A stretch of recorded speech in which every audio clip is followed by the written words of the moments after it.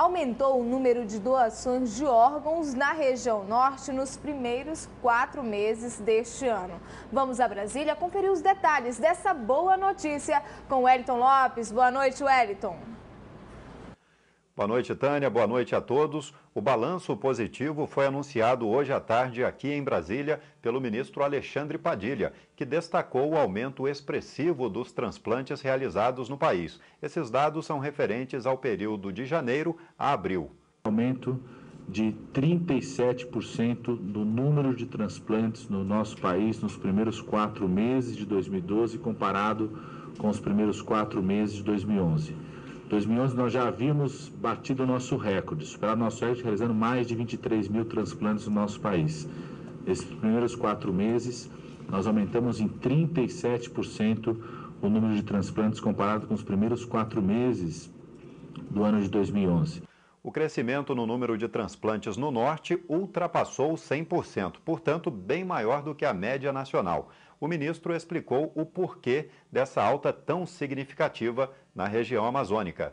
Na região norte, fortemente alavancado pelo trabalho do comitê executivo coordenado pelo professor Silvano Raia, que visitou todos os estados da região norte, montamos novas OPOS, são organizações que procuram órgãos para doação na região norte, estruturou novos serviços, trabalho bastante intenso no Pará, no Amazonas, no Acre, no Amapá, Roraima, Rondônia, Tocantins, que sem dúvida alguma é o que alavancou esse resultado, mostrando que o comitê estratégico que foi criado já tem um impacto bastante positivo.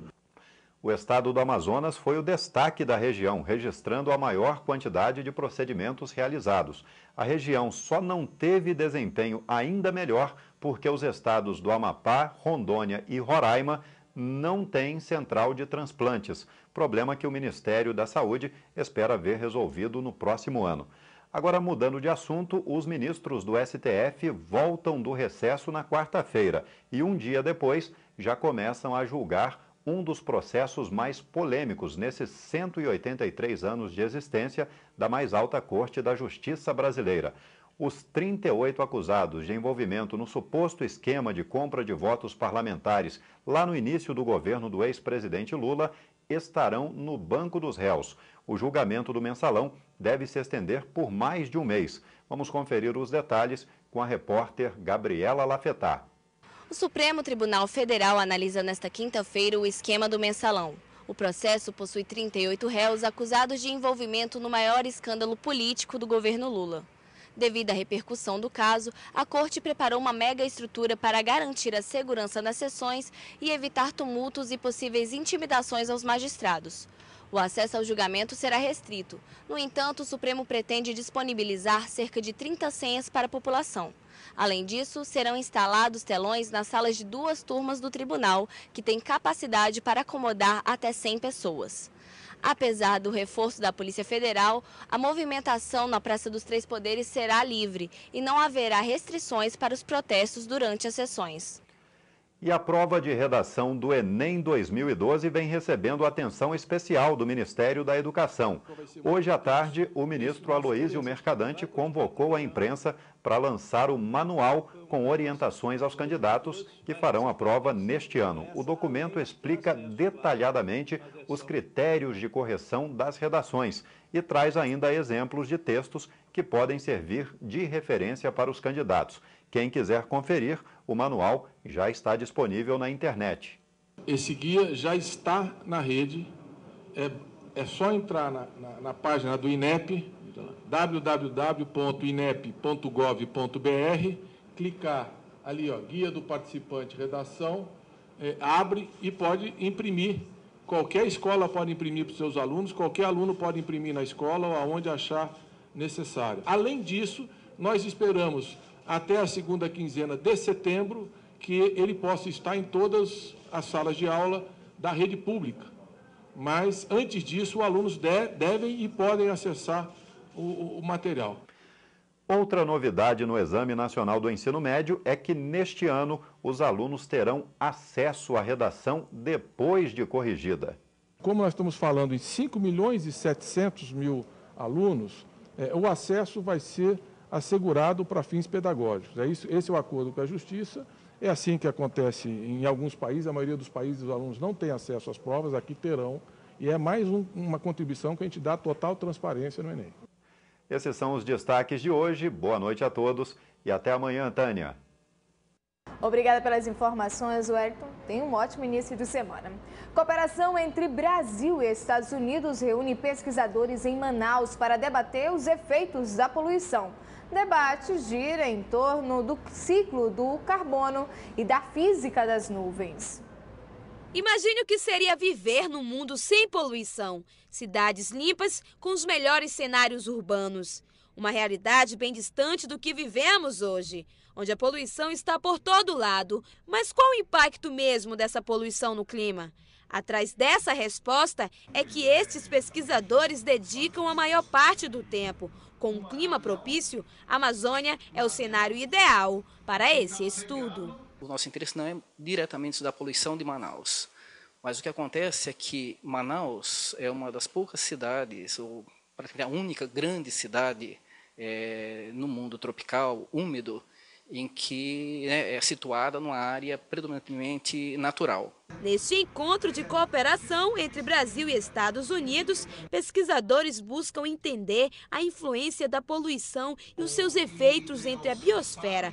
Scott Martin, autor desse projeto, explica sobre os elementos e reações químicas da bacia amazônica. E os equipamentos que nós vamos trazer para fazer esse tipo de medidas sobre as SOAs, partículas atmosféricas, sobre os gases, ou sobre as nuvens e o efeito da poluição sobre essas coisas. Ok, é um assunto muito importante para o Brasil, pensando em o ciclo de hidrologia, a chuva, esse tipo de coisa. O projeto já passou por vários países, terá pleno funcionamento em 2014. Vai ser feito nas proximidades de Manacapuru, interior do Amazonas, onde funcionará com equipamentos distribuídos em uma área de aproximadamente 100 metros quadrados. Quando falamos em sustentabilidade, pensamos logo em preservação da natureza. Mas você sabia que nesse processo a abelha tem um papel fundamental ajudando a conservar a floresta? Pois é, esses pequenos insetos são responsáveis pela propagação das plantas e ainda geram renda em comunidades no interior do Amazonas. Confira os detalhes na reportagem. Alguns animais têm um papel fundamental na propagação das espécies arbóreas. As abelhas assumem uma função fundamental para que isso aconteça. A meliponicultura, que é a criação das abelhas sem ferrão, vem para reforçar a ideia de sustentabilidade. Todo mundo fala no momento que é a sustentabilidade, né? A gente está com as abelhas ajudando a preservar o meio ambiente, porque o trabalho principal da abelha, na verdade, não é dar mel para a gente usufrui o mel dela. Mas a atividade principal da abelha é polinizar. Então, ela vai ajudar a aumentar a fruticultura dos comunitários aqui perto, a florescer mais as nossas fruteiras, então vai ter mais polpa de fruta, vai ter mais mel. Atualmente, criar abelhas é uma opção lucrativa que gera renda em pequenas localidades da Amazônia. Recentemente, a comunidade do Santana, zona rural do município de Manacapuru, região metropolitana de Manaus, implantou um meliponário modelo que vai servir como incentivo à criação racional de abelhas melíponas no Amazonas. Essa nossa tecnologia, desenvolvida através de muito estudo de INPA, de UFAM e de outros criadores também, então foi desenvolvido esse modelo de caixa, que é o modelo que a gente chama de racional.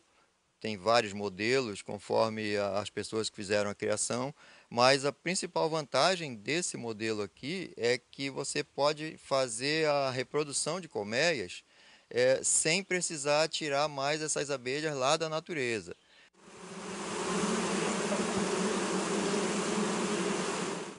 A meliponicultura é considerada uma atividade economicamente viável, ecologicamente correta e socialmente justa. O Instituto Federal de Educação, Ciência e Tecnologia do Amazonas, Campus Manaus, Zona Leste, promove nas suas instalações da Avenida Cosme Ferreira, São José, no período de 30 de agosto a 2 de setembro, a 17ª Feira de Produtos Agropecuários e de Apoio à Agricultura Familiar pela FEPAGRO.